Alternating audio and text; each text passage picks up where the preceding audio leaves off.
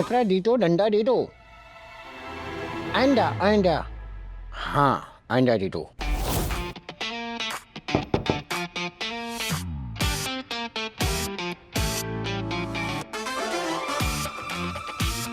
आपने बुलाया? ये आपने जिताया? ओह नहीं, मैंने नहीं, मैं क्यों पिज्जा? एक नंबर की टूटी है आप। क्या? एक नंबर की टूटी है आप। अच्छी भली खड़ी हूँ आपके सामने, आप टूटी कैसे बोल सकते टूटी नहीं, एक नंबर की टूटी है आप। अरे ये ज्यादा हो रहा है सर। देखिए आप गुस्सा है, आपका हक है, लेकिन आप गाली नहीं दे सकते। कुछ तमीज होती है, आप ऐसा नहीं कर सकते। टूटी। आपको सूट नहीं, फिर से बोल रहे हैं आप। एक नंबर की टूटी है आप। एक नंबर की झूठी। हिंदी में तो कम नंबर आते होंगे आपके। कफियत। क्या मतलब ये झूठी में छोटी नहीं बड़ी की मात्रा होती है। माता की पति है आप। मात्रा का कोई पति नहीं। आपको स्त्रीलिंग पुल्लिंग कुछ पता ही नहीं है। आपको आना चाहिए, इतनी बड़ी कंपनी के बॉस हैं, हिंदी हमारी मातृभाषा है, आपको आना चाहिए। पहले ये पति पता का अंतर, पति और पता का अंतर सीख कर आइए, फिर मुझसे बात कीजिए। पड़ी पड़ी पड़ी Sorry. पड़ी पूरी। तू मुझे प्लीज मेरा दवाई लाइए, मेरा मुंह चला है। पिज्जा किसी ने नहीं भेजा, फायदा तो मेरा हो, कम से कम मुझसे बात तो की। रक्षित बार बार कहता है कि उसे इस अपराजिता की बिल्कुल फिक्र नहीं है, लेकिन फिर भी अपराजिता मधुमक्खी की तरह उसके इर्द गिर्द घूमती रहती है। ऐसा क्या करूं कि ये दोनों अलग हो जाए? हाँ माँ, रक्षित सर ने खुद बताया मुझे तो समझ में नहीं आ रहा है कि उर्मिला करना क्या चाहती है, जबकि वो अच्छे से जानती है कि रश्मि और अविनाश बचपन के साथी हैं। फिर भी बाहर रिश्ता ढूंढ रही है।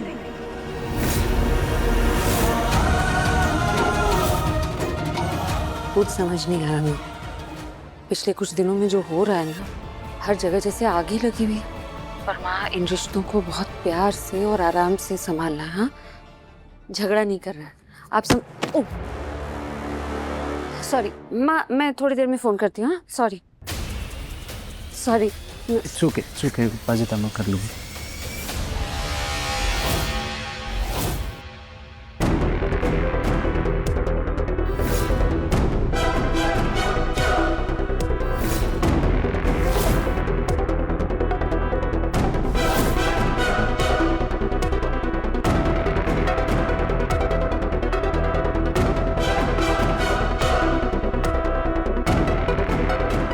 Thank you.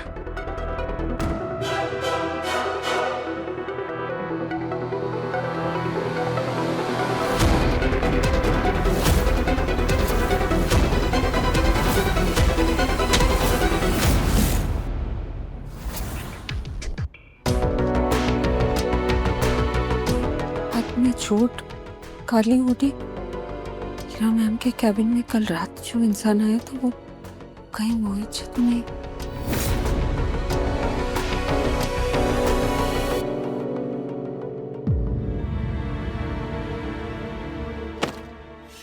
माँ, उर्मिला आंटी ऐसा कैसे कर सकती है?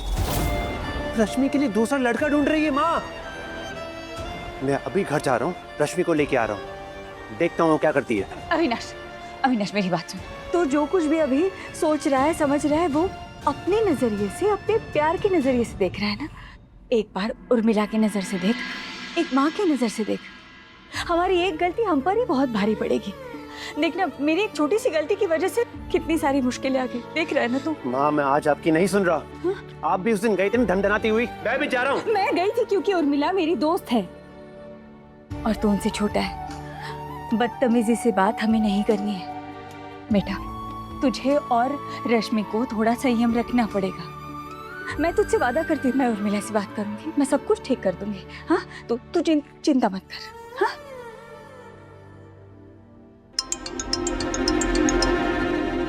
हेलो। नहीं, तुम वहीं रुको, मैं बाहर आके मिलता हूँ।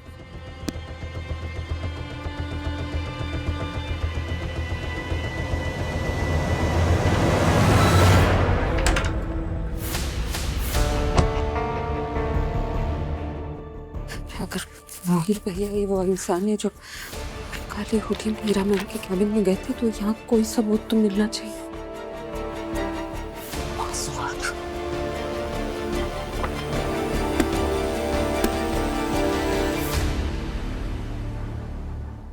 सारे ड्रॉर्स लॉक्ड हैं, क्या करूं?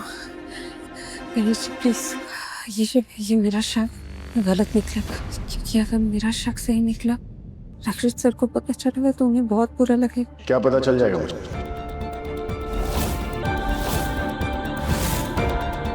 क्या बुरा लगेगा?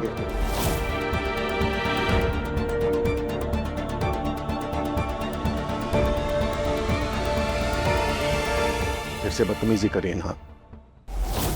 समझाया था ना आपको कि अपने सीनियर के कैबिन में बिना परमिशन के घुसना गलत है। अब मोहित भैया के कैबिन में क्या करिए, वो भी तब जब वो कैबिन में नहीं है।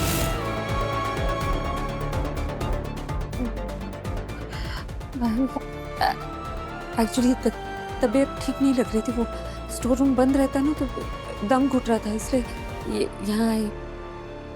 तो यहाँ ये खिड़की है ना, तो मुझे लगा कि खुली हवा में सांस लूंगी तो बेटर फील होगा। ऑफिस के बाहर चली जाती, बेस्ट फील होता। मोहित भैया के कैबिन में क्यों आई?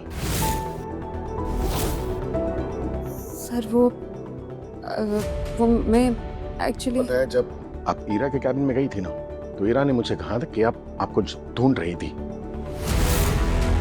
कि मैंने भरोसा नहीं किया। लेकिन अब पता चल रहा है कि मैं गलत था, क्योंकि मैं अपनी आंखों से देख रहा हूं ना कि आप मोहित भैया के कैबिन में ताक झाक कर रही हैं। क्या ढूंढ रही है आप? आपका इरादा क्या है, आप बताएंगे? अब क्या करेगी अप्पू? झूठ बोलते हुए तेरी जबान अटकती है और सच तो बोल नहीं पाएगी। बचा अपने आप को कुछ भी करके जल्दी। मैं ताक झाक नहीं करी थी सर। एक्चुअली मैं नीचे जाती अगर हवा खाने के लिए, तो फिर वापस ऊपर आने में टाइम लग जाता ना, तो ईरा मैम की डांट खानी पड़ती, वो कामचोर बुलाती मुझे। तो मैं यहाँ आ गई खुली हवा में सांस लेने के लिए।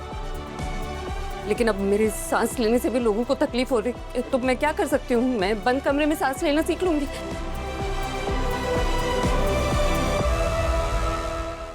उस बेवकूफ रोहन को पीटे हुए पूरा 1 दिन हो गया है। अब तो उसके जख्म और गहरे हो गए होंगे।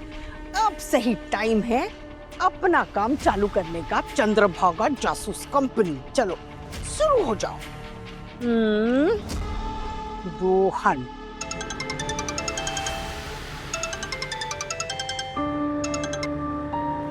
हेलो रोहन बेटा, अरे कैसे हो?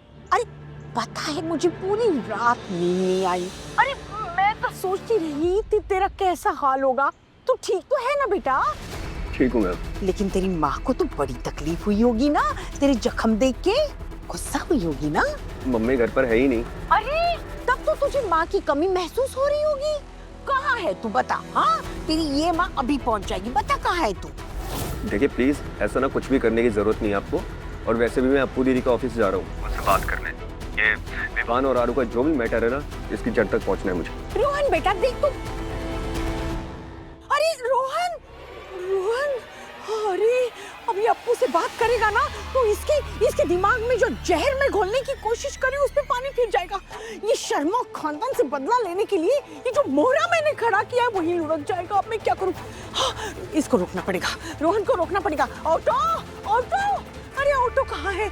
Auto, auto, house of Bharadwaj, चलो जल्दी।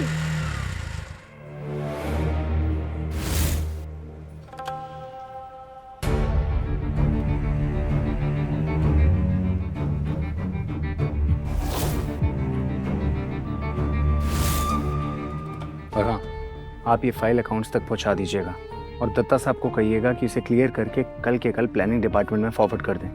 ओके?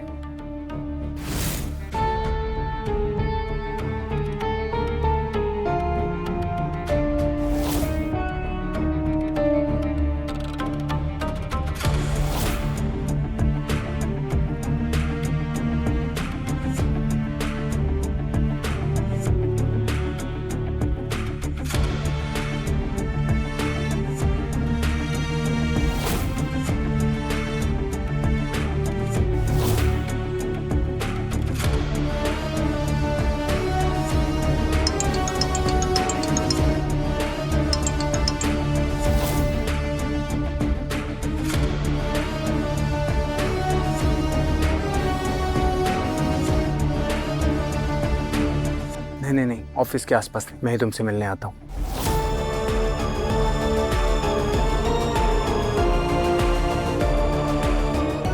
किससे बात कर रहे थे मोहन जी? इससे मिलने जा रहे, मुझे पीछा करना चाहिए। ये अपराजिता क्या कर रही है? रक्षित, हमारा लोन डिसअप्रूव हो गया। How is that possible? I don't know, पता नहीं, शायद किसी ने बैंक को हमारी फाइनेंशियल कंडीशन के बारे में बता दिया और इसलिए उन्होंने लोन को डिसअप्रूव कर दिया। लेकिन इस लोन के बारे में तो सिर्फ मुझे, तुम्हें, विवान, मोहित भैया और दुबे जी को पता था, और इनमें से कोई इस बारे में बाहर कुछ नहीं बताएगा। फिर कौन? एक और इंसान है कौन? जो उस दिन तुम्हारे कैबिन के बाहर खड़े होकर हमारी बातें सुन रहा था। अपराजिता।